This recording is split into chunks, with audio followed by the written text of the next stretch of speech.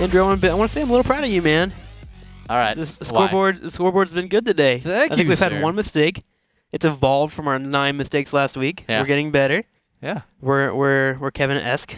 One day we're gonna be as good as him. But I just want to give you a little bit of a round of applause, man. You've been tearing it up. These last 2 days been pretty good. Yeah, man, we're working out too well. So, anywho, underneath the scoreboard in the top right corner, who do we have, Andrew?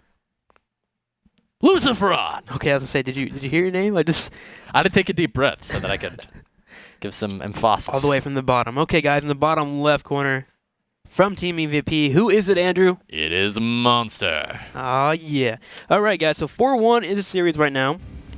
Monster looking a little bit on the rinks, I guess, the ropes, if you will, last game. And then turned it around and surprised me, actually. I actually felt like his attack was going to be kind of lackluster. I felt like Cross made a couple of mistakes. First off, not getting his third established in terms of like putting stuff in the way. Yeah, it was tough. He saw Bailey Ness when he was doing his aggression. That's the point where you throw a few supply depots up. Just get stuff in the way.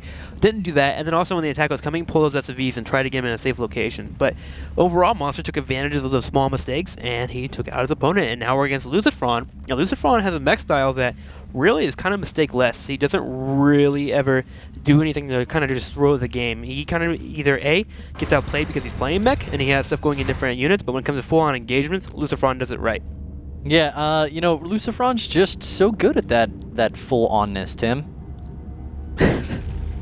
No, really, though, this guy, man, in Tube Valley, it's a good map for him, that's for sure. He could definitely... Stop smiling so much, man. He's going to be really good on this map because, you know, you're mentioning that mech style that's really, really potent, and we're seeing, of course, more and more of it in the meta as we have Hellion and Banshee openings just getting ever more prevalent. Zergs have actually been going for fast thirds because of it. I mean, if you try to delay your third, Hellion Banshee will just completely shut you down against being able to take one, and suddenly you're against a Terran who's turtled up on 3 bases, and you are still struggling to even get a drone over to your third because they keep dying en route.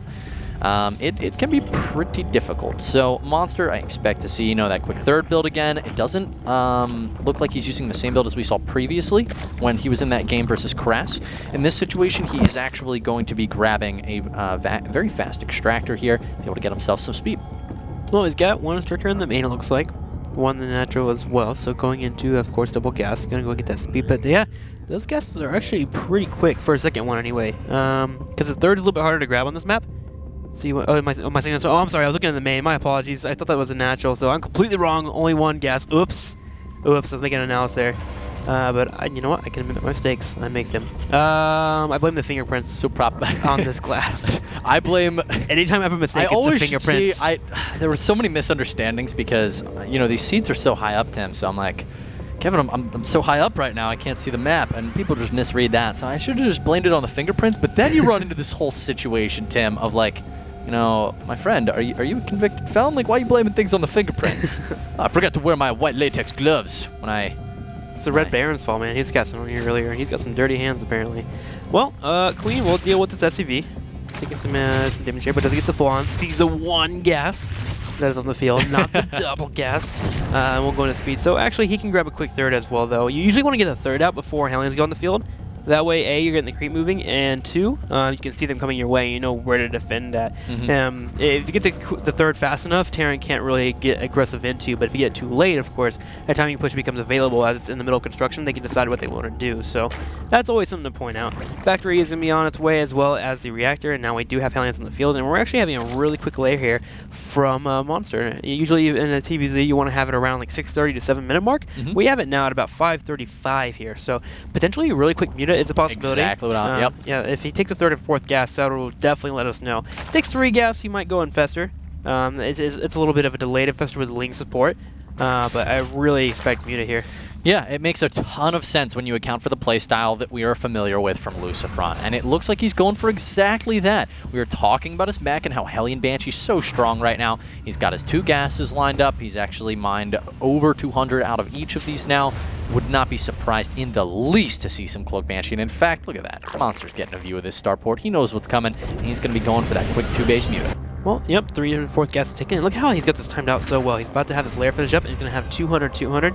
Yeah. It's like 250, 250, but it's pretty well timed out there. And yep, there's the Spire finishing up as well. Now, once these mutas do pop out, you can fall into your 30. Usually you're going to be very mineral heavy. You have a lot of minerals floating around man. whenever you go for Muta this fast. But Hellions are outside of the natural here, and they could poke in and see the Spire. Is that built in the natural? Yeah, it's actually tucked in the back of the natural expansion, which is cute. I like it. You know, the Spine Crawler leaned a little more to the left of the ramp than the right. This Queen would be cool to have over here, I guess. You know, you really don't want them getting in the natural, but here's the thing. Lucifron sees that there's no third. Behind it's still no third base. He really should jump into a very fast armory here, maybe throw down a second factory as well, or an engineering base, seeing as he's got a lot of minerals right now. He's going to throw down a third command center. I mean, this is completely going to work. I'm surprised he built it so far away instead of over here. This makes me think he wants to go for Thor instead of 4 missile turrets, which will not be able to be useful in this situation. Well, creep tumors are going to pop down. The Hellions are actually pulling back here. He's trying to bait some Hellions or some creep tumors to go down so he can go in there and kill him really quickly. Wow. Lings actually do scurry on by though, and we'll be heading to this natural. Should be having 1 or 2 possibly go to the third. And actually, there's a big wall off, not here actually, a big gaping hole, and we're gonna have the Lings run on in. So Nice raise. Nice, but he will raise right away. And this bunker's in such a good position versus Lings. It's pretty poor versus Roaches, but it's exceptional versus those Ling run-bys. And I mean, it looks like he's going into bioplay actually, Tim. I think we're gonna change up a little bit here, and he's gonna go ahead and focus down a couple SCVs. At this point, you've gotten the scout in, you've taken off a couple SCVs. Those things are actually worth it to go ahead and throw away. If you can snipe a mule, fantastic. But I'm okay with about 2 to 3 SCV snipes there. It's actually a really nice trade. It really is. Well, a lot of Lings are popping out here. He's trying to get to a point where the Hellions come a little bit too far and creep, and they can kind of just jump onto them. But now we have some Mutas finally being queued up. And he's actually falling straight up into Baneling speed here. Yeah. He's afraid Smart of these read. Mutas, if they come in and they start being a little aggressive, a counterattack ever happening from Lucifron. So he's just getting defensive capabilities available. And Monster's getting the read on his opponent, saying, look, at 9 minutes you're dropping double gases. There's no way you're going mech right now. You know I'm going for Muta. You saw my 2 bases. If you were going to defend against this, you would definitely take faster gases so you could rush to those Thor. So Monster, knowing that Lucifron's smart enough to read his build, is able to counteractively read what Lucifron's going for, knowing that he's obviously going bio because he would need these gases for Thor. Super smart. What's the third of Lucifron's base? If you can check it really quick. Is that an Overlord? Lucifron's base. There we go. Okay, it's an Overlord. Did he poke in there to see that command center? Does he know it's Yes, there? he saw the command center and the starports. So he's aware of what exactly his opponent's going for, and he hasn't thrown down a third yet. He's actually popping out a lot more Lings. He's going for an all-in and a half. This could be a little bit on the scary side. He needs to get these Hellions. To get to these Hellions, this like all-in would be really, really strong. It's gonna get a little bit of damage. Get a couple of them killed off.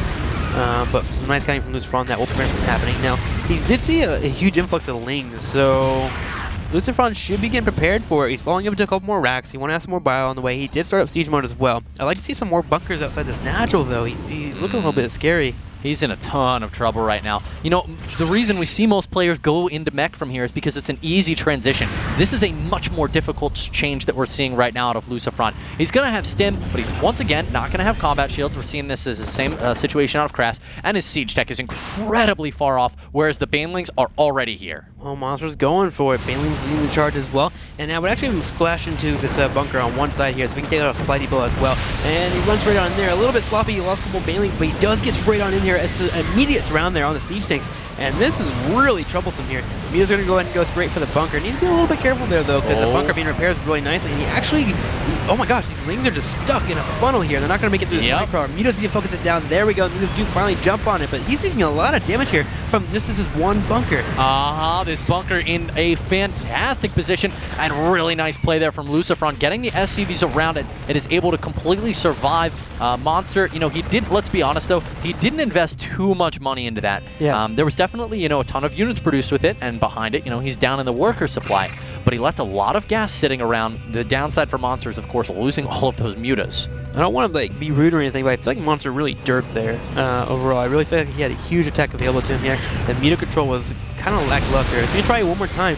Breaks through on here. Siege tanks do finish up though, and they do have siege mode finally. He's going to go straight for the bunker. He does finally clash into the bunker and catches some SCVs, and it looks like he may have actually done a decent amount of damage here. I'd like to go and go for the SCVs. No, it looks like just from here, Monster's going to go ahead and GG because Lucifron does hold it. Yeah. At the end of that game, Tim, I mean, holding on to 900 gas I was just surprised. He may have actually been too shy on minerals. Yeah. But we saw such a low baneling count. There were maybe, what, 12 banelings? First one, yeah. The first wave. The first wave was a pretty really low lackluster. baneling count. If he had more, of course, I mean, there were no siege tanks, so he would have killed everything. Yeah, I really feel like Monster just bots that whole entire push, and like it was more of like Lucifer did a good job of one putting that siege tank in the way on that, and the main, the Lings all just piled up there, and they had 4 Marines, of course, just pelting away on them all around the area with 3 pairs, but he really botched it. First off, when he did the engagement, he had 3 Banelings killed out before he even got into the natural. Usually you want to take your Lings, lead in first, have them take a couple of shots. Exactly. Banelings follow up as well, and suddenly you have 2 more Banelings that's available in an engagement. And those 2 Banelings could have killed all those SCVs that were protecting the bunker. Right away. You're completely right. You lead in with the Zerglings, and then you actually you A-move your Banelings, and then you move command your Zerglings backwards. Yep, just like that, and they just seep right on through. It's really, really majestic how it happens. But the Mutas there it's like as well. Standing on a cliff and overlooking a sunset. It's a beautiful scene. And then there's like the what was it, 7, 8 Mutas he had? He had the 8 Mutas just sitting on top of the bunker. Yep. And they were just they weren't even attacking moving the bunker. They were just sitting there. And the just priority units actually, everywhere, there were 3 Marines in a siege tank that blocked off that supply depot area. Yeah. And the Zerglings were unable to get inside because of that siege tank kind of just standing there being like, oh, I'm a big siege tank. I'm going to pretend I'm a zealot. And, you know, if the Mutas had target fired that, it would have fallen almost immediately. But, wow. It's nice hold out of Lucifer. Nice Everything was immaculate from him. But again, I feel like, I don't know, I don't want to take credit away from Lucifer, but I felt it was all Monster, like just botching it completely. Just a little bit more microtasking, and he would have had Lings in the main, destroying things, maybe taking out missile turrets, followed by Mutas. But good job from Lucifer. Like the siege tank sitting in front of that main, like that was wonderfully done because he didn't raise a supply depot in time. So that siege tank just blocked everything there. The Lings were just killed off by the Marines that were in the bunker. But Lucifer does make it to the next game. He does. And it looks like he's going to have his work cut out for him here. They're playing no jokes at all. MVP, guys, is bringing out GSL Code S champion Sniper to see what he can do in the match here to close it out. I'm down with that, guys. Let's go ahead and hop into game number 6. But before we do, a quick commercial break coming you guys away. Yep. Hope you're enjoying the IPTL. I'm Kibbles. With me is IPL Robin. And make sure, we said it a few times, you follow him at IPL Robin on Twitter. Make sure you guys, during the break, go to IGN.com/IPL giveaways because we're giving away a super slick sick. That's actually what I did. That's really there. hard to say. Slick sick. Awesome Origin PC. So a squared PC. Big thanks to them and Gunners. They've been providing a ton of equipment. Razor as well, been providing stuff for our IPL giveaways. Here it is from Origin, guys, a PC coming your way. Run on over to that link real quick while we cut to a quick commercial. See you there.